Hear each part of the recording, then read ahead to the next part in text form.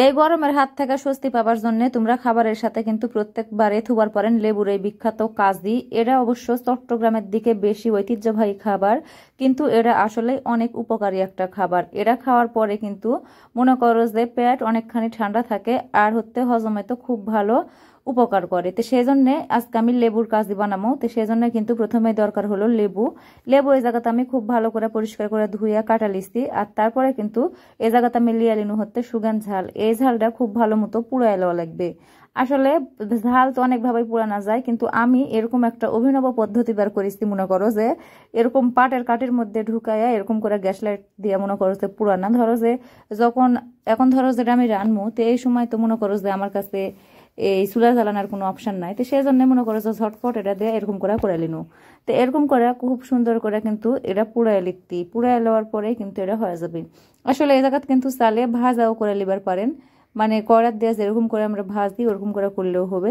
তো যাই হোক, ঝাল পুড়াই লওয়ার পরে এখন চলে আসনু কাজু বানানোর জন্য। তো এই জায়গাত কিন্তু এখন আমি এই জায়গায় দিয়ে দিচ্ছি লবণ, তারপরে পুরানা সেই ঝাল।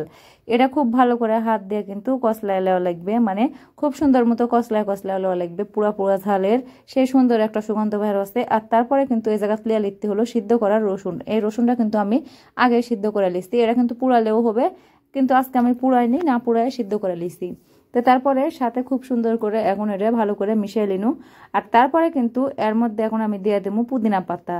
এই জায়গায় ধনে পাতা দিলেও হয়, কিন্তু হাতের কাছে এখন আমার ধনে পাতা নাই, সেজন্য ধনে পাতা দিবার পারলো না। সেজন্য কিন্তু আমি এই জায়গায় পুদিনা পাতা দিয়ে দিচ্ছি। আর তারপরে এই জায়গাতে আমি দিয়ে দিচ্ছি লেবুর রস। খুবই ভালো করে লেবু কসলায় দিচ্ছি। আর দেওয়ার সময় হাতের থেকে ফসকে গেছে, পড়ে গেছে ভিতরে। তারপরে কিন্তু এই জায়গাতে আমি দিয়ে দিন সরিষার তেল। আর এই তেল দেওয়ার পরে খুব ভালো করে কিন্তু এটা আবার খুবই সুন্দর করে কিন্তু কসলায় লিখতি।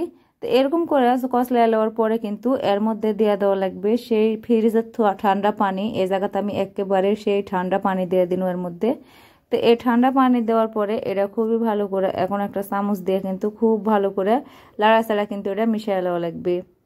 আসলে এই লেবুর কাজই আমার এদিককার খাবার লয়, আমি আগেই করছি, কিন্তু এই কাজই দেখার পরে আমি যখন বানিয়ে খাচ্ছি, এটা খাওয়ার পরে আমার সেই একটা শান্তি শান্তি অনুভব হচ্ছে। সেই জন্যে আজকে আমি তোমার সাথে কিন্তু এটা আমি শেয়ার করবো। দেখাই পারতেন দেখতে কতটা সুন্দর। প্রত্যেক বেলা ভাত খাওয়ার পরে যদি এরকম করে এই কাজটা খায়েন, অনেক কিন্তু রিফ্রেশিং লাগবে, অনেক ভাল লাগবে।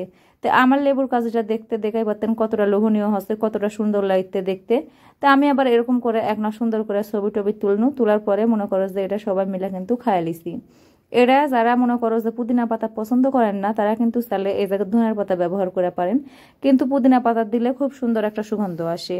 সবাই ভালো থাকো, সুস্থ থাকো, আল্লাহ হাফেজ।